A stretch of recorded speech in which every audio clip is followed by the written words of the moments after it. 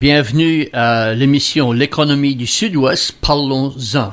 Avec moi-même, Dave Leblanc, comme animateur, Alain Béliveau et Rustin Nickerson en tant que conseiller en affaires pour les services en affaires et en entrepreneuriat du Conseil de développement économique de la Nouvelle-Écosse. Alors, comme vous savez, le thème ce soir est le plan de marketing. Et le plan de marketing, je suis sûr que vous avez entendu ça avant. Plan de marketing. C'est un mot que si vous êtes dans les affaires du tout, je suis sûr que vous en avez peut-être servi, vous en avez peut-être un, mais vous avez entendu parler de quoi c'est qu'un plan, ou vous croyez que vous savez peut-être quoi c'est qu'un plan devrait peut-être dire. Alors, Alain, avant de commencer la discussion, vous pouvez peut-être garder. Et puis, je savais que la définition est longue parce qu'un plan de marketing a beaucoup d'étapes et puis ça répond à beaucoup de questions. Mais pourrais-tu nous dire ça d'une façon que je vais pouvoir comprendre? Qu'est-ce c'est qu'un plan de marketing? Ben, en premier, on va dire la définition que j'ai pu trouver. Puis, j'ai pas pu trouver dans le micro-robot ou le Larousse parce que c'est plan de marketing. Ça fait que, mais basé sur les ressources qu'on a dans notre édifice, Louis, j'ai été voir le département d'administration, puis un livre de marketing qu'il y avait là s'appelait MKTV, le marketing en action. Puis selon ce livre-là, un plan marketing est une approche structurée d'analyse de la situation et de mise au point d'un projet de mise en marche comprenant un volet pour le produit ou le service, le prix, la distribution, la communication et, dans certains cas, la gestion de la relation cliente. Donc ça, c'est vraiment une définition complexe, je trouve. So, en autres mots, qu'est-ce que ça veut dire? Moi, je dirais que c'est une analyse de l'environnement complète dans lequel vous prévoyez vendre votre produit ou service. Ça comprend le marché, la concurrence, la technologie, les tendances et aucun autre aspect relié. En fait, c'est beaucoup plus compliqué que seulement décider de mettre une annonce sur la radio dans le journal que du monde pense. Du monde, quand ils sont dans le marketing, plan de marketing, ils disent, oh ben, ouais, faut mettre une annonce sur CIFA, puis on va mettre une annonce dans la Gazette, puis ça, c'est mon plan de marketing. Mais vraiment, c'est pas ça. C'est un processus qui est naturel après avoir effectué l'étude de marché qu'on a discuté la semaine passée, parce que l'étude de marché va te donner toute l'information sur ton marché. Ça fait que tu prends ces informations-là, puis là, tu les rédiges, tu les changes, et puis tu peux structurer ça dans un plan de marketing. C'est plus un plan d'action, si tu veux. OK. So, c'est plus correct de mettre une annonce ici, puis une annonce là. Oui, puis comme on a dit, il y a beaucoup de différents volets. Il faut analyser les concurrents, la technologie, des tendances. Ça fait que c'est pas rien. Moi, il faut mettre une annonce. Ça, c'est mon plan de marketing. Oui, c'est souvent ça que le monde pense, ouais. Puis quoi avec le plan de marketing? C'est pas dans le ciment. Je m'imagine que ça va changer au fur et à mesure. Tous les plans, en général, évoluent. Il n'y a rien qui reste stagnant. Comme que quelqu'un avait dit, c'est gros et gros. Ben, c'est basically tout change. Le monde change. Tout évolue. Faut changer avec le marché. Faut changer avec le marché. So, Rosine, toi, ça te fatigue de la rime, ça? Ouais, ça fait la première définition c'est une mythe pesante, là, mais l'explication après, ça fait de la rime. Ouais, ben, c'est comme vous disais, c'est complexe, un plan de marketing, parce que si tu penses à tous les éléments qu'il faut que, puis on parle de ces éléments là plus tard, ça tourne plusieurs affaires, là. Ouais. Et puis c'est surtout, comme tu disais, Alain, basé pas mal sur ton étude de marché. Ben, c'est juste ça que c'est. L'étude de marché a défini ton marché. Ça te dit ce qui est, toutes ces belles choses-là. Ça fait que ça, c'est la première grosse étape sur savoir où tu vas vendre ton produit. C'est que tu sais pas où le vendre, tu sais pas où le promouvoir. Ou comment le vendre. Tu sais pas où, tu sais pas comment. Oui. OK. Alors, Roselyne, toi, et puis je l'avais peut-être déjà répondu, mais le pourquoi d'un plan de marketing, tant qu'à toi, c'est quoi le pourquoi? Ben, le pourquoi, c'est comme pour identifier les opportunités de marché, tu sais, comme fixer des objectifs pour la prochaine année dans qu'est-ce que tu vas faire pour ton marketing, comment tu vas attraper l'attention de tes clients éventuels.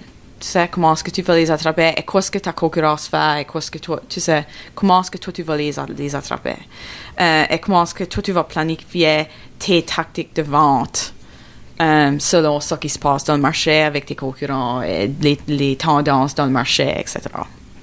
C'est ça le gros de ça. Sure. C'est une grosse réponse. J'ai l'impression que quand on parle de plant marketing, il n'y a pas de courte réponse. Parce que ça touche assez d'affaires que... Beaucoup plus que le monde est au courant ou pense. Ouais, yeah. C'est vraiment... Si que tu le penses, un plan de marketing a vraiment 7 différentes sections. Puis on va élaborer ça au fur et à mesure de la soirée. Là, mais il y a l'introduction. Ensuite, tu as l'analyse de la situation, les problèmes et possibilités, les objectifs, la stratégie, le plan d'action, puis les données financières. Alors, c'est que tu penses, ça, c'est beaucoup de sections, comme 7 grosses sections sur un plan de marketing que le monde pensait dans le passé, que c'était comme ça, mettre un annonce sur la radio, c'était le plan. So, si tu peux toucher ces 7 sections-là, tu peux dire que tu as plus ou moins un plan de marketing. C'est que tu réponds les questions à l'intérieur de ces sections-là, qu'on va discuter plus. Qu'on va discuter plus en détail. OK, ben, pourquoi pas commencer avec la première section qui est l'introduction. Ben, l'introduction, c'est juste ça. C'est-à-dire décrire ton produit ou ton service et préciser qu'est-ce que les caractéristiques. Alors, c'est probablement la plus simple partie, mais des fois, ça peut être difficile à rédiger et être précis dans tes données, mais il faudra dire un aperçu, décrire le produit ou le service et préciser qu'est-ce que les caractéristiques du produit. Qu'est-ce que ça veut dire, ça, préciser les caractéristiques? Pouvez-vous donner un exemple de quoi ça voudrait dire? Alors, comme qu'est-ce que les choses importantes qui différencient ton produit de quelqu'un d'autre, ou qu'est-ce que les affaires, les choses clés qui sont importantes de ton produit ou de ton service. Puis quand c'est important que tu saches ça, parce que le plus que tu sais de ton produit, le mieux que tu vas pouvoir le matcher avec des besoins de tes clients, Robin. Juste. Puis c'est comme qu'on l'a dit dans l'étude du marché. L'étude va définir ton produit en relation de les différences avec ta concurrence. Fait qu'est-ce que tu as de mieux, qu'est-ce que tu as de différent. Et puis dans l'intro, on inclut aussi ton intellectual property, comme qu'il dit, je sais pas ce que ça c'est en français, mais en tout cas, ça c'est que tu es brevet, c'est que tu as des trademarks et des choses. Pour la protection de ton... Ouais, tu vas inclure ça dans l'introduction. OK. So, cette introduction-là, ça pourrait être assez long. C'est plus que rien qu'une phrase. Ça pourrait être... Ouais, ça va décrire ton produit. Ça fait que c'est pas une affaire de 10 pages, là, mais c'est bien décrire le produit ou le service que tu as. OK. Oui. All right. Vous voulez voir rajouter de quoi d'autre à l'introduction? Ça va? Puis, quoi c'est que la deuxième section, Roselyne? Ça fera l'analyse de situation. Alors, comme le marché même, qu'est-ce qui se passe dans le marché. Toi, c'était tes clients sur le marché ou? Ouais, comme qu'est-ce que comme ta clientèle et tu pourras avoir toutes sortes de différentes sections de clientèle, right? Tu pourras avoir comme des différents, ça pourrait être des femmes et des hommes, ça pourrait être des différentes affaires. So, on va regarder différents âges, des différentes choses comme ça. Alors, c'est qui c'est que votre client potentiel? Le marché. Le marché. Ça fait que ça s'écrit pas rien que seulement le marché de même, tu vas aussi indiquer comment le produit ou le service va satisfaire aux besoins de ce marché. Ça, c'est inclus là-dedans aussi. Okay. Ça fait que tu décris la clientèle particulière que tu vises et puis comment est-ce que ton produit va les servir. Ça fait que c'est le marché même. C'est le gros aspect, si tu veux. Par là où tu fais une étude, ça revient à l'étude du marché qu'on a fait avant ceci. Oui, on a... Comme l'information qu'on a pu ramasser là, ça se trouvera dans ton plan de marketing après, peut-être. Oui, Okay. ouais, c'est comme dire, par exemple, j'utilise souvent l'exemple de si tu vas faire, ton marché visé, c'est des jeunes hommes de 15 à 18, disons. Mettre une annonce dans le papier local, c'est peut-être pas le meilleur endroit à trouver à atteindre l'attention de ces jeunes hommes-là, parce que souvent, c'est pas ça qu'ils lisent ou c'est ça qu'ils gardent. Alors, il faut voir, il faut penser et où est-ce qu'on va attraper l'attention de cet âge-là et de ce sexe-là de personnes, tu sais? Okay. Puis aussi, dans le marché, tu gardes la sécurité nationale, locale, internationale, et puis, si possible, les tendances, comme si tu vois que le marché est 100%, ok, moi je veux prendre 10% de ça, et puis je veux grandir de 1% par an. Ça, c'est tout dans l'analyse du marché. OK. Fait que ça, c'est cet aspect-là. Mais ensuite, il y a un autre aspect qu'il faut analyser, c'est la concurrence. OK. Puis les concurrents, c'est basically la compétition. C'est qu'est-ce que c'est, ce qui se trouve et ce qui faisait. Faut que tu compares ton produit à ce qui existe déjà. Oui, Ok. pour sûr. Et c'est comme un suivi de nouveau de l'étude de marché. On a trouvé toutes les informations sur nos concurrents. À ce moment, on fait l'analyse de les données qu'on a trouvées.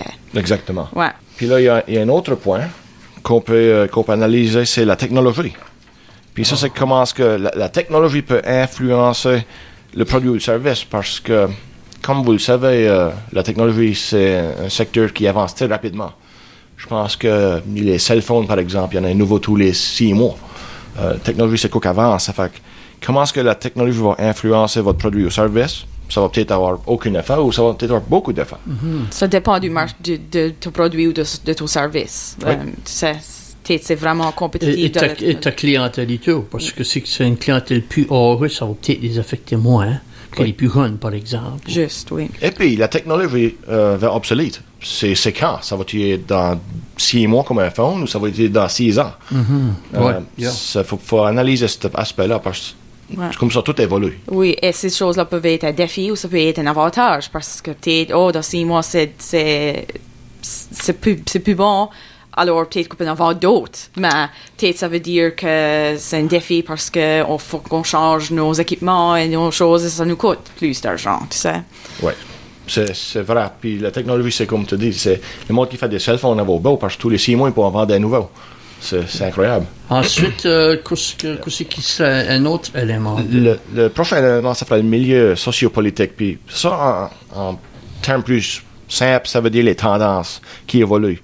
Ça fait que la grosse tendance qu'on voit au jour d'aujourd'hui, surtout dans le marketing, par exemple, c'est les médias sociaux. Bien sûr, oui, les médias sociaux, dans les derniers 5-6 ans, là, ça a vraiment venu une des choses vraiment importantes aux entreprises à faire le marketing. Même si que, tu sais, les Facebook ou choses de même existent dans 10 ans, c'était plutôt utilisé pour des réseaux personnels. Et de plus en plus, les entreprises utilisent ça comme façon de faire le marketing pour leur entreprise. Ouais. Et puis cette section-là couvre les tendances, mais aussi les lois et les autres changements ou les règlements qui pourraient avoir un effet sur ton entreprise. Ça fait que je sais que si tu fais de la production de nourriture puis CFIA change les lois, ben ça va avoir un impact sur toi, par exemple. Ah, OK. Ouais. Ça fait qu'il y a des choses comme ça. De là, on peut aussi garder aux problèmes et des possibilités.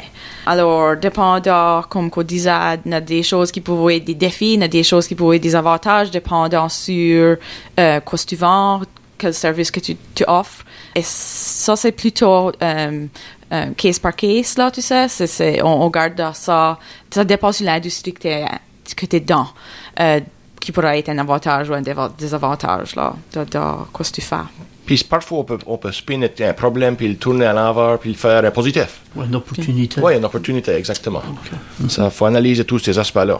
Puis alors, quelque chose que là, ça nous amène à des objectifs. Oui. Mais Marianne. Oui. Ensuite, tu vas indiquer tes objectifs précis et quantifiables. Ça fait que si on veut sortir 10 000 unités dans les prochains 3 mois, ça, c'est un objectif. C'est que veut voir 50 clients cette année, c'est un objectif. Mais il faut qu'ils soient quantitatifs, là. Oui, tes objectifs. Ils peuvent les mesurer. C'est mesurable. Ah, OK. Ouais. C'est des buts à essayer d'atteindre, là, tu sais. Ben, vraiment, avec des buts ou des objectifs mesurables, là, tu peux mieux arriver à la fin et dire, ben, on fait ça, puis on avait planifié ça, mais on n'a pas tout à fait ça, ou on a dépassé nos objectifs, peut-être. Oui, parce que si tu n'as pas d'objectif, comment tu vas te mesurer? Ça ferait de la misère.